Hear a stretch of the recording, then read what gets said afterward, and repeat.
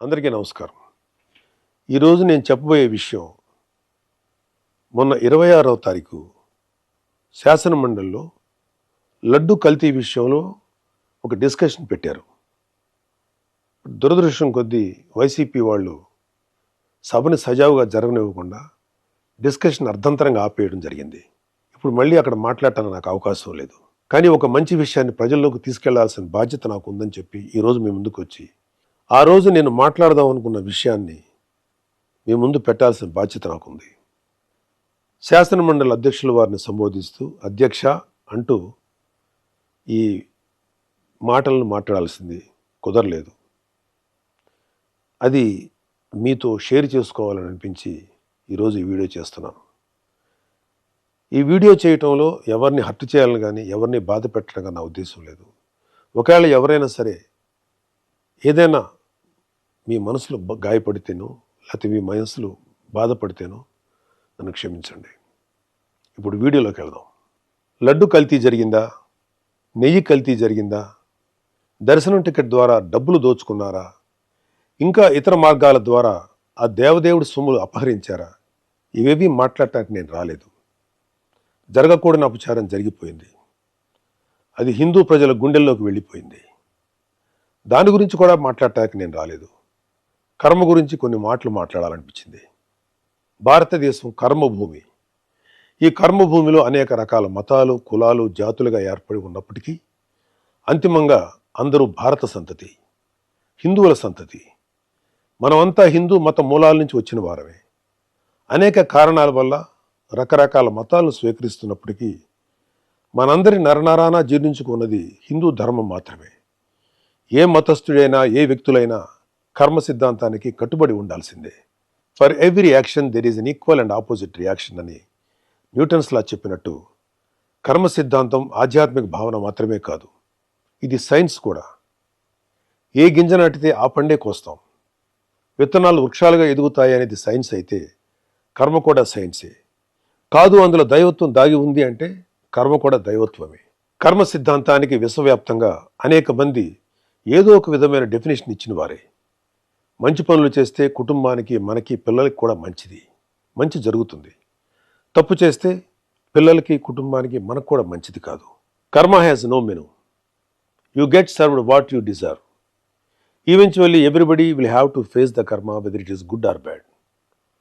దైవద్రోహం చేయటం అన్నిటికన్నా చెడు కర్మ. ఒకవేళ దేవుడితో పెట్టుకుంటే దేవుడైనా క్షమిస్తాడేమో కానీ కర్మ మాత్రం ఎవరినీ క్షమించదు. కర్మ అనేది కంటికి కనిపించిన ఒక శక్తి. Even God has to face it. భగవంతుడు కూడా మానవ జన్మెత్తితే కర్మను అనుభవించాల్సిందే.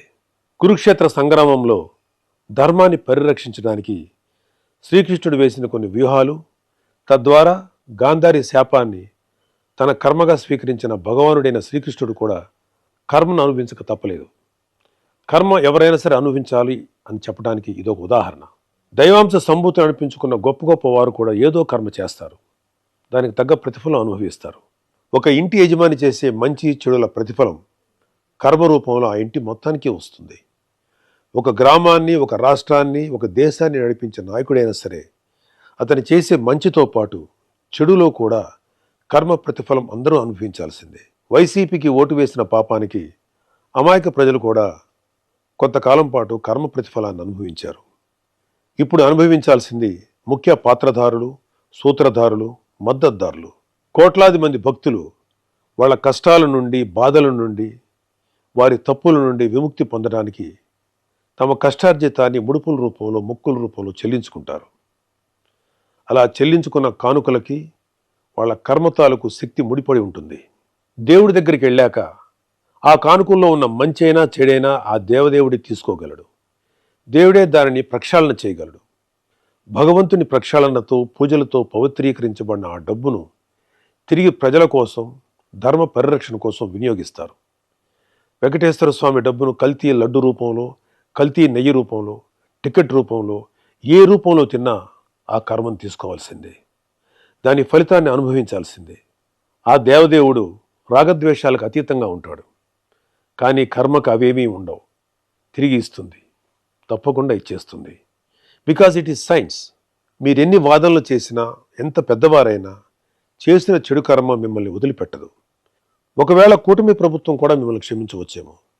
ఆఖరికి దేవదేవుడైన ఆ శ్రీ వెంకటేశ్వర స్వామి కూడా మిమ్మల్ని క్షమించవచ్చేమో. కర్మ మాత్రం మిమ్మల్ని క్షమించదు. అనుభవించి తీరాల్సిందే. ఎవరు ఆగం అవ్వాలని, ఎవరు నాశనం అవ్వాలని మాత్రం మేము కోరుకోం. కానీ కర్మ ఎవరిని వదలదని మాత్రం సూటిగా చెప్తున్నాం. కర్మ క్యాన్సర్ కన్నా భయంకరమైనది. క్యాన్సర్కి చికిత్స ఉందేమో, కానీ కర్మకు చికిత్స లేదు. క్షమించమని ఆ స్వామివారిని కోరుకోవడం ఒక్కటే మీరు చేసే పాపానికి ప్రాయశ్చిత్తం. ఇప్పటికైనా చేసిన తప్పుకు క్షమాపణలతో పాప ప్రాయశ్చిత్తం చేసుకోవాలని లడ్డు కల్తీ స్కామ్ భాగస్వాములకు, పాత్రధారులకు, సూత్రధారులకు, మద్దతుదారులకు సూచిస్తున్నాం. మీరు చేసిన పాపాలు మీ కుటుంబ సభ్యులకు అంటుకోకుండా మీ వరకే పరిమితం అవ్వాలని ప్రార్థిస్తున్నా. మీ కర్మకు మిమ్మల్ని వదిలేస్తున్నాం. చివరిగా ఒక మాట చెప్పి ముగిస్తాను.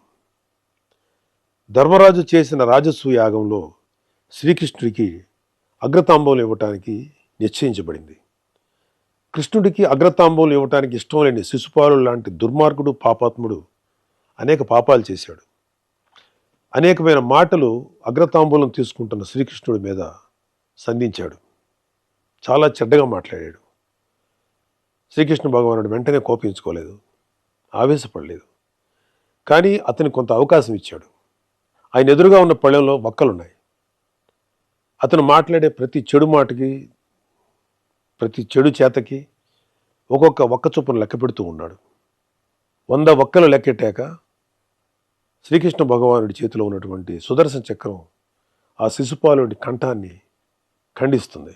ఈ సీన్ని శ్రీకృష్ణ పాండవీయం అనే చిత్రంలో దివంగత నందమూరి తారక రామారావు గారు, మాజీ ముఖ్యమంత్రి, మహానుభావుడు శ్రీకృష్ణుడు పాత్ర వేసినప్పుడు మన కళ్ళకు కట్టినట్లు చూపించారు. హైందవ ధర్మాన్ని ఆచరించే ఉత్తముడు, నా స్నేహితుడు తనికెళ్ళ భరణి గారు ఈ లడ్డు కల్తీ విషయం తెలిసిన తర్వాత బాధతోటి, ఒక రకమైన వ్యంగ్యంతో ఒక కవిత లాంటిది చెప్పారు. దానికి ఒక పేరు పెట్టారు ఆయన, బొక్కలు లెక్కెట్టేశాను జాగ్రత్త అని. ఎందుకో అది కూడా మీకు చదివి వినిపించాలని నాకు అనిపించింది. ఈ కవితని శ్రీ వెంకటేశ్వర స్వామి పాయింట్ ఆఫ్ వ్యూలో ఆయన చెప్పడం జరిగింది. కల్తీ లడ్డుని కళ్ళకద్దుకొని నోట్లో వేసుకున్నాను. వెంకటేశ్వరుడి గొంతులో వెలక్కాయ పడింది, పచ్చి వెలక్కాయ పడింది. నేను కేశవుణ్ణా, శివుణ్ణా? నా గొంతులోది తిరుపతి లడ్డూనా, పశుపతి మింగన గరళమా? వడ్డీ కాసుల వాడికే లాస్ చూపించిన ఆ జగన్నాటక సూత్రధారి నువ్వేనన్నమాట. 7 కొండలను ముట్టుకుంటే ఎవరినైనా వేసుకెళ్ళిపోతుంది రోయ్. నా చక్రం ఫ్యాను కన్నా స్పీడుగా చంద్ర ప్రచండ పవనంలా తిరుగుతూ మీలాంటి శిశుపాలకుల కంఠాల్ని కత్తిరిస్తుంది. 100 తప్పులు చేసేశారు, ఇక క్షమించే ప్రసక్తి లేదు. ఒక్కలు లెక్కెట్టేశాను, వస్తున్నా కబడ్దార్. గోవిందా గోవిందా.